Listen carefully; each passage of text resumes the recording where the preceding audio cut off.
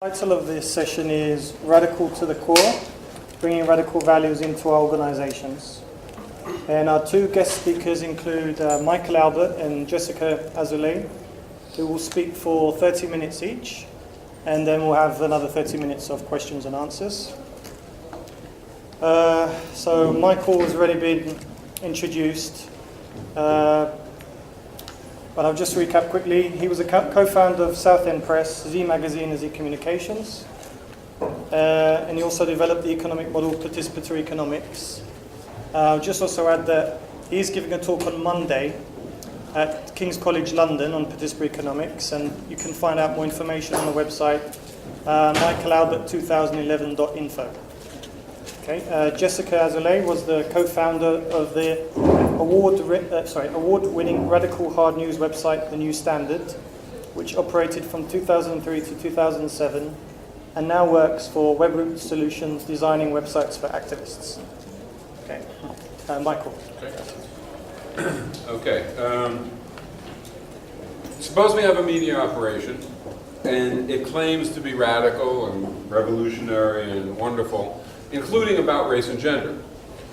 We look at it and we, sort of explore, and we discover that in its office and its basic day-to-day operations, typical racist and sexist dynamics prevail.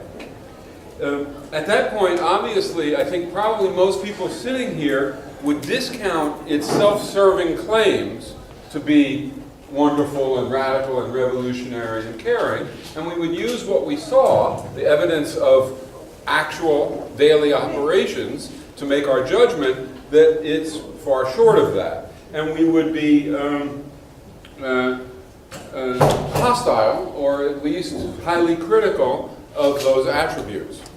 Moreover, we would not only be upset because those attributes caused it to be hypocritical, and those attributes were harmful to the people who were there, and that should be more than enough reason, and we shouldn't have to look any further. But there's another thing to look at that is interesting and instructive, which is that we would predict that its media coverage and treatment of race and gender issues would be flawed, would be not as good as it ought to be, because that internal structure and organization caused the people there to sort of rationalize and become cold to and unable to fully perceive and relate to race and gender issues. Because if they were fully able to relate to that, their day-to-day life would be miserable because they would be constantly punching into it. So that it affects whether or not the media can do a good job on those issues. Okay. And so alternative media has made an attempt, and has to some considerable degree. It's not perfect, but to a considerable degree dealt with that issue. Dealt with the need for a different approach to gender relations and a different approach to race relations internally, if it's going to be a worthy institution, and also if it's going to do a good job in its media coverage of race and gender dynamics. Okay. So what about another dimension, an economic dimension or a class dimension of our media? Suppose we now look at a media institution, a web system, a video thing, a publishing house, a magazine, whatever it might be. And we discover that it has internally what we might want to call classist structure and classist relations.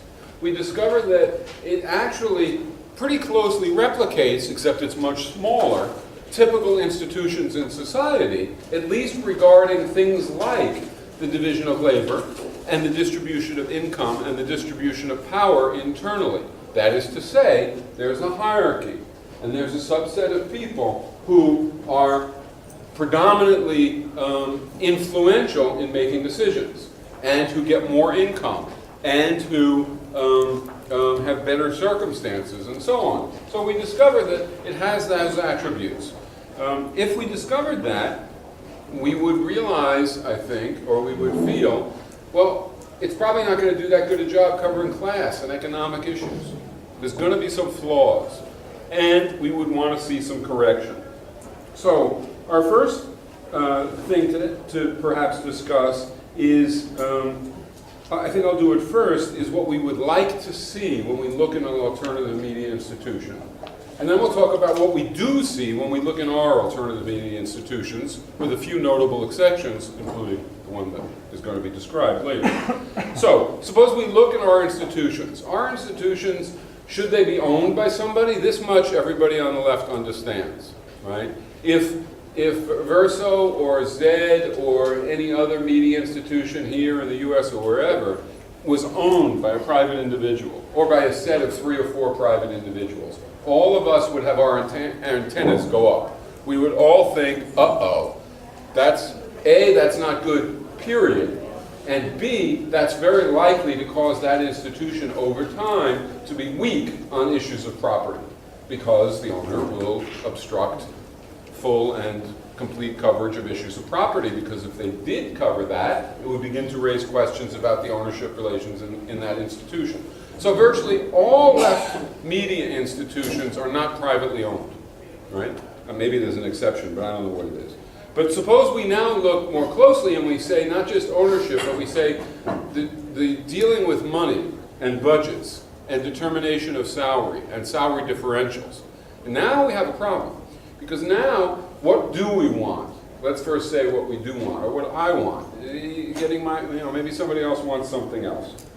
I want an alternative media institution's budget to be under the purview, under the control of, managed by the people who work there. Worker self-management, we talk about it all the time. But that would mean that the workers in the media institution control the budget. It doesn't mean that we say worker self-management and somebody else, some individual controls it. It would mean salaries are determined by the workers. And moreover, what should they be like? Well, again, we could disagree about this, but my own impression or my own opinion would be this. If we work at any institution, or if we work at a media institution, what should determine the share of the income that goes to us? Right? What should determine how much I get as compared to how much you get or you get? I think that the determining factor should be how long we work, how hard we work, and the onerousness of the conditions under which we work. So, for example, if you work more hours a week than I do, you should get more. If you work harder than I do, because I just like to laze around, you should get more. And if you work under worse conditions than I do, you should get more. But that's it. You shouldn't get more because you have a degree in your pocket. You shouldn't get more because you own the place, and everybody already agrees we shouldn't have that, right? You shouldn't get more because you're better at it, right? This is an important one. You shouldn't get more because you're more productive for some reason. Now, you could be more productive because you're working with better tools than I'm working with. You shouldn't get more for that. You could be more productive because you're just smarter than I am. You shouldn't get more for that. Maybe you're stronger and there's some thing that you have to move around on the floor or something. You understand what I'm saying? So, for me at least, it's morally sound, and it's also sound for the well-being and the health of the organization in terms of incentives and motivating people. That remuneration, how much people get, I don't want to spend too long on this, is a function of how long you work, how hard you work, and how onerous the conditions of the work are, as long as it's socially valuable labor. And this is another thing that alternative media institutions aren't so good at. If you work at the alternative media institution and you don't do worthwhile labor, people in the alternative media institutions think, well, what difference does that make? You should get paid anyway, right? Hello? That's not so wise, right? That is not, and nor is it so moral or so humane. It's just stupid. We want our alternative media institution to produce stuff to meet needs and develop potentials. That means people have to do work that's worthy, that's desirable. So you get paid for duration, intensity, and onerousness for doing socially valuable labor. Right? You don't get paid by how much the product is, but you have to be doing something socially valuable. Okay? Okay, what about decision making? Well, in our media, we want self-management. So for the most part, our media is relatively small, so that means we have a workers' assembly, meaning we have a place where everybody meets, and we self-manage. Sometimes everybody has to be involved in the decision. Sometimes, you know, these three are responsible for the promotion handout next month or something. So they make decisions internally in context of the more broader decisions that have been made by everybody. But we self-manage, which means basically that everybody is participating in decisions comparably to everybody else. You know, sometimes you have more say because it affects you more. Sometimes you have less say because it affects you less. But you don't have more say because you have a degree in your pocket, or because you occupy a corner office, or because you have a monopoly on knowing the famous author, and you use that to bludgeon more say, or because most often you're the fundraiser or the donor. And then you use that attribute, maybe very implicitly, but you use that attribute to garner that corner office and to have the most say. You understand what I'm saying? Okay, so self-management. Now we have a problem. We set up a media institution. We make equitable wages. Probably we equalize them all, and then we pay a little bit if people work longer, or a little bit less if people want to work less, and so on. But we basically have fair wages, equitable wages. We have our workplace assembly, and everybody gets a vote, and we make decisions democratically. We keep the old division of labor, right? So you're the editor, right? You're the head financial person, and you typeset, okay? When we come to the assembly, what are the odds that the person who spends all day typing, or all day cleaning the toilet, or all day taking the mail back and forth to the post office is going to speak and influence the thing intelligibly and effectively as compared to the person who's working with the budget all day? Okay, I won't do this too interactively. Answer, the odds are 0. The person who has a monopoly on knowledge and information, not by being a schmuck, but by virtue of that monopoly, will, even if everybody is humane and caring and everything else, will dominate the discussion, will set the agenda, will determine the outcomes ultimately.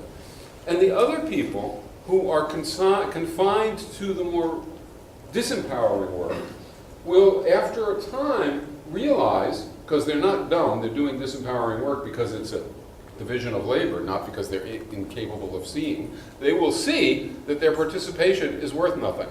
And they're really tired and exhausted because they do really tiring and exhausting work. And the financial person pretty soon, along with the editor and a few other people, will be the only people in the room. And they'll make all the decisions. So even if we at the outset, and by the way, this isn't what typically happens. What typically happens is that right from the start, the alternative media institution is set up wrong. But even if we, with somebody in the corner office making all the decisions. But even if we set it up with equity and with self-management and committed to it, it will become distorted over time if a subset of the people, and it's usually 4/5, are doing rote, repetitive, disempowering work, and 1/5 are doing empowering, interesting work, engages them, develops their social skills, gives them knowledge. You better keep me in touch. And then that 1/5 will rule. Okay, so what do we see when we actually look at our own alternative media institutions? I don't want to make anybody ill here, but we don't see what I just described. When we look at our own alternative media institutions in the United States or in England and pretty much everywhere, what we find is little tiny replicas of mainstream media without an owner. I mean, that's the quickest way to describe what we find. The person who is the head donor, if he works or she works on the staff, will run the show. If that isn't there, if the donor isn't literally in the place, then the person who has the list of donors in their pocket, because they're the fundraiser, they will typically run the show. And I could give you instance after instance after instance of it. The person who is the publisher, who is the editor who works with the biggest authors, will have tremendous power by virtue of that. And so we'll have the typical hierarchy. And now what I said at the beginning is if we were bad on race and sex, we wouldn't deal with race and sex really well. We'll see that too. We'll see that the alternative media institutions will deal with ownership pretty well in their coverage, right? They'll be anti-capitalist, they'll be anti-private ownership. But they will be abysmal at dealing with a different class issue. The difference between the 1/5 throughout society who has a monopoly on empowering work and the 4/5 who are doing rote and tedious work. Call the 4/5 the working class. call the 1/5 a coordinator class. That division won't even be named and noticed, much less dealt with, by media in which people who identify with and who are essentially part and parcel of the dominant one, right, are running the show. They will obscure it. This, by the way, for those of you who think it's a complete violation of Marxism, which in some sense it is using a very intelligent Marxist advisory. And you want to understand something, look at who benefits and who loses. Don't ask people what they say, what they think about it. So in the first example, we don't look at the institution and have you tell us it's not racist, it's not sexist, it's wonderful, and then ignore what our eyes show us, right? Same thing for class. And the fact that the institution will say, well, we're classless, we're wonderful because we have no private owner, that should not stop us from looking more closely and from understanding that there is this class division. Should we care? No. Maybe I'm going too fast. Should we care about these matters? We should care morally because we shouldn't be constructing institutions which are oppressive. So that's the first thing. I mean, we say that they should care that way. We say that the person who's at the head of the BBC or the Guardian or whatever, and the person who works there should care about the fact that it is not itself a humane institution. So we should care about that with respect to our institutions too. So that's the first reason we should care. But there's a second reason we should care. We think that they should care because as a media institution, they fail by virtue of the fact that they're owned by the capitalist class. And so they are oblivious to lots of things about society and they don't do their job well, right? They don't do the job that we think they should do well. They do the job that they're intended to do, support the interests of the rich and the powerful, really well, right? That was what Noam was saying earlier. But they don't do what we want our media to do. So we should care about that. Same inside of our media. If our media is not good at understanding and dealing with issues that are relevant and germane to our building movements and to our changing society, we should care about that. Take the thing from Noam's talk. Remember, everybody was there, right? Everybody heard it? In the course of it, he read the demands of the Occupy movements. Now that was very, very interesting for a lot of reasons. But I think he made a slight slip. He described it as the demands of the Occupy movements, and they aren't. There is no way that list of demands is the demands of the Occupy movements. I don't give a damn who says they are. How do I know that? I know that because if you walked around Occupy Wall Street and you asked person after person what the Glass-Steagall Act was, right? 95% of them wouldn't know what it was. I fucking don't know what it is, right? There's no way they know what that is. So one wonders how their demand can possibly be a demand about something that they don't even know what it is, right? So what is that list of demands?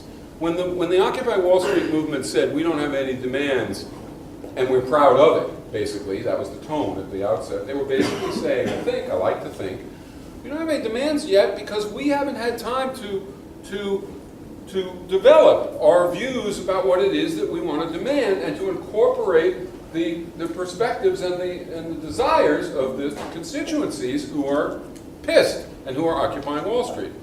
Okay, suddenly demands emerge. Where the hell did they emerge from?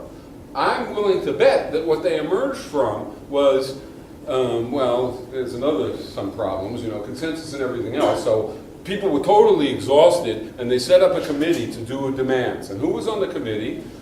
I'm totally guessing, 8 people, 6 of whom have 14 degrees and have been in the movement for 47 years, right?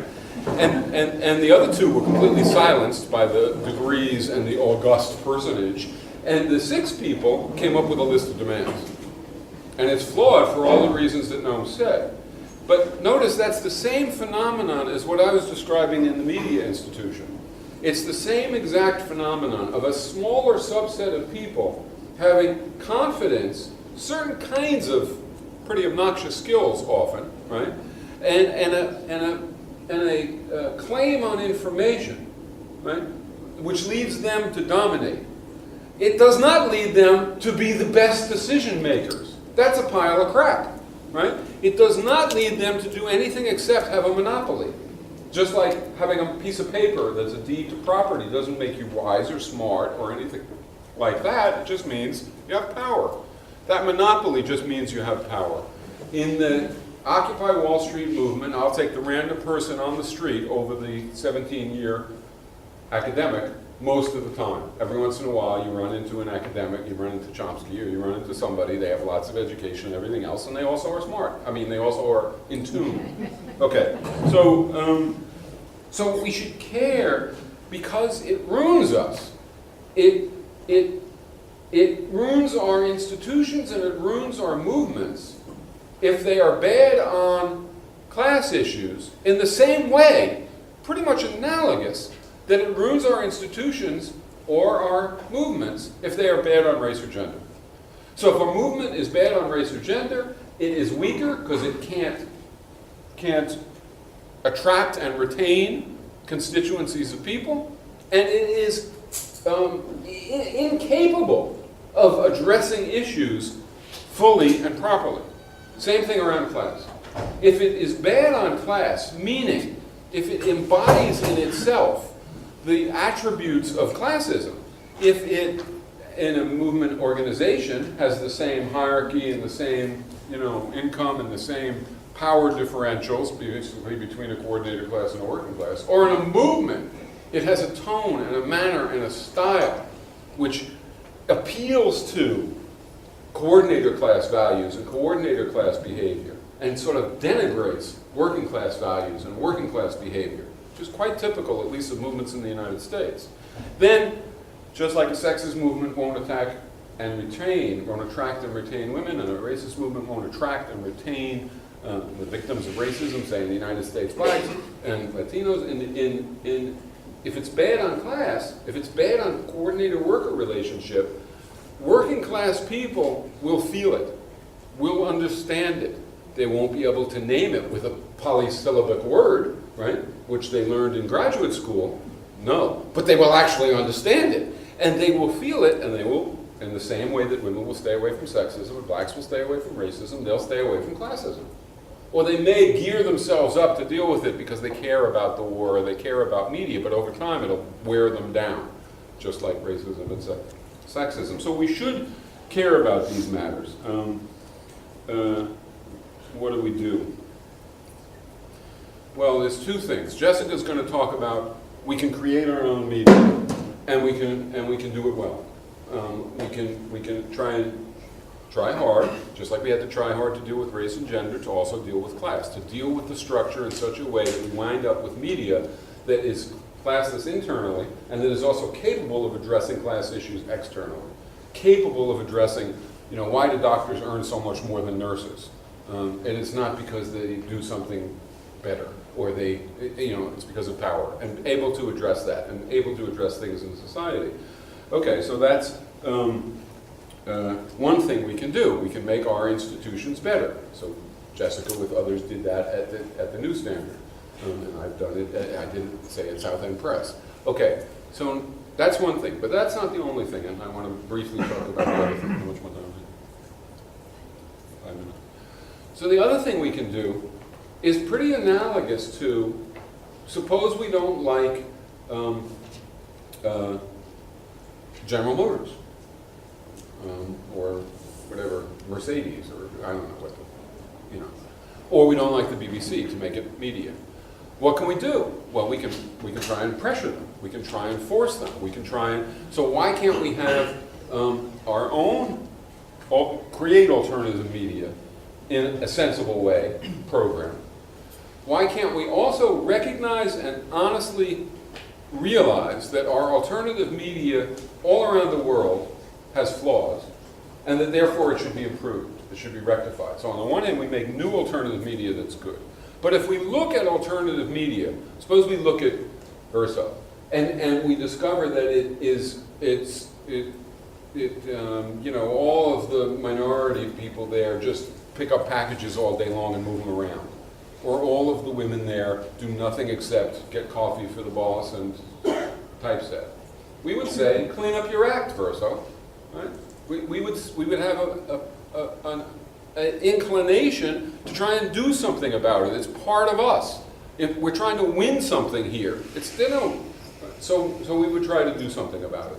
So what if we look at Verso and we discover that the person who's the head donor or fundraiser has the corner office and runs the show, and that there's a gigantic differential, not gigantic like, you know, General Motors or the BBC, but there's a very substantial differential in income, which has nothing to do with duration, intensity, and onerousness, right? But has to do with having degrees and running the show, and there's the head editor who decides what's published and so on. So there's some people who have empowering work and some people who have disempowering work. Same thing.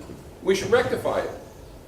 Does that mean we go out and hang them? No. Does it mean that we, you know, smash down the doors and break the institution? No. That's just not, that's dysfunctional. It means that as a movement, we address these things and we create a climate in which, first of all, the people at the bottom in Verso are empowered to challenge their own structure, or wherever it is, right? And second of all, we are asking for it too. And why are we asking for it? Partly because it's right, and partly because we want the books to be better, right? Because that's the thing we get from Verso. We get those books, and those books are not going to be what they ought to be. Look, in the case, you can ask me about this if you want. I shouldn't rail at publishers if you want, but read New Left Review. If you can read it, I mean literally, if you can read New Left Review, then it means that you went to some kind of academic institution that taught you how to wade through gibberish, you know, that's written in hieroglyphics and claim to have read it, right? It's not quite as bad as postmodernism and, you know, empire, you know, but it's pretty bad. So, I mean, what kind of movement is it that poses that as the august goal? That's not the goal. That's an abysmal mess, right? That's not a participatory movement. That's a movement for an elite to make believe that it's above everybody else. Okay. So, so we can have, we create our own institutions better. We try and figure out how to, in a constructive and supportive way, but that does, you know, challenge that which needs challenging, change our long-established media institutions to be better, and we pressure the mainstream media. So we create a movement like the anti-global corporate globalization movement. So we have an anti-corporate globalization movement. Its targets are where? Here, here, here. This is a world map, right? A few copies here, here, and here. And so we jet stream around all over the place, and we go fight in the streets next to the target, right? Okay, not bad. Could be a little better. We could talk about that. But nonetheless, that's our anti-corporate globalization movement. Well, interestingly enough, media matters, right? Mainstream media matters tremendously. It isn't just banks that matter, or the IMF that matters. It matters. They all matter. So we could have a movement about mainstream media. Now where are the targets? Everywhere, right? You don't have to go searching for the target. It's in your city. Wherever you are, there's the target. And the target is a media institution whose, in fact, stated purpose is to do what you want done, right? To address objective reality in truthful ways and provide information and so on. So you don't even have to, it's not like saying that the IMF has to behave in a completely different way. It's even easier, right? They're just not doing what they're ostensibly, what everybody thinks they're supposed to be doing. Okay, so we have a press-to-press movement, and we come up with demands that do what? Well, unlike the alternative media, which you can basically say, we want you to be this way. We want you to be like what Jessica's going to describe. You know, in other words, you're supposed to make the full change. Okay, you can't demand that the New York Times, well, you can demand it. You can demand that the New York Times becomes the news standard, right, tomorrow, but it's not in the real world. But you can make demands of the New York Times which move in that direction and which educate people, including people at the New York Times, at the bottom, and people who read the New York Times about what the New York Times ought to be. So a massive international movement about media could make demands, and we can talk about them, of media, right? Of what's supposed to go into media, of how media is supposed to operate, et cetera, of media setting aside some of its resources to train grassroots media activists. No. You can think of all sorts of things, of having sections of the paper. A labor section of the paper, which is under whose auspices? Well, obviously the labor movement. And which is organized in what way? Well, obviously the way we want, the way labor wants. If you do this. So you can't change the whole paper, but you could change one section, which would then be better than any other section of the paper. And so on and so forth. So, the upshot of what I'm saying is pretty simple, I think. If we don't plant the seeds of the future in the present, that's the anarchist expression for what we're talking about here. Have the values that we believe in reflected in what we're doing. It's planting the seeds of the future in the present is a more, dramatic way of saying it. If we don't do that, what's the price?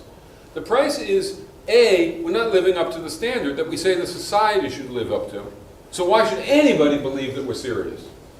B, connected to A, we're hypocrites, right? We're saying X and doing Y, which is contrary to it. That isn't very good for us. We get up in the morning and we have a problem facing ourselves. Or we rationalize it. When we rationalize it, C, we stop doing good media. Because now we're rationalizing our racism or sexism, or in this case classism, and it infects our way of viewing the world. We become incapable of addressing the issues that are contrary to our interests. We're no different than the bad guys in that. So if our interests are to maintain our hierarchy in our institutions, then we'll talk about private ownership elsewhere, right, throughout society, but we won't talk about getting rid of that hierarchy. We won't, and if we do talk about it, it'll be lip service, it won't be real. And so we have to inject the seeds of the future in the present, partly to be honest, partly to make it better for ourselves who work there, partly because it will make the product much better, right? And partly because then it will be exemplary. What's the opposite of exemplary? Disgusting. And what is our movement often? Sorry, disgusting. That is to say, our movement, all of you will agree that once upon a time when our movement was grossly racist and sexist, it was disgusting, basically. In other words, it had those flaws. For all the good things in it, it had those flaws, and those flaws guaranteed that its reach would be limited, that its retention of people would be limited, and therefore it would not win, and it would not advance. If I'm right about classism, it's the same thing, right? And it's the same dynamic. Let me just say one last sentence. Recently I was in Greece and talking to people from Spain, and they described their assemblies. And they described this phenomenon, and they were moaning about it because they were lefties. And the phenomenon was roughly this. One person would get up at the assemblies. The assemblies, of course, for those who don't know, these are huge, right? So, and these are lots of people, many people who are just coming out for the first time, many people who've been active for a long time. When the newcomers speak at these assemblies, everybody hears passion, emotion. Person is generally dealing with difficult issues, describing real things, expressing what they think and feel, not with a whole lot of sophisticated analysis, but with insight. When the old-time lefty speaks, right, now everybody quickly hears what? No passion, no emotion, no connection to reality, a lecture, a robotic presentation, and so on. And here's the truth. The new people don't see Trotskyists, Leninists, anarcho-syndicalists, anarcho-this, anarcho-that, feminists, blah, blah, blah, blah, blah.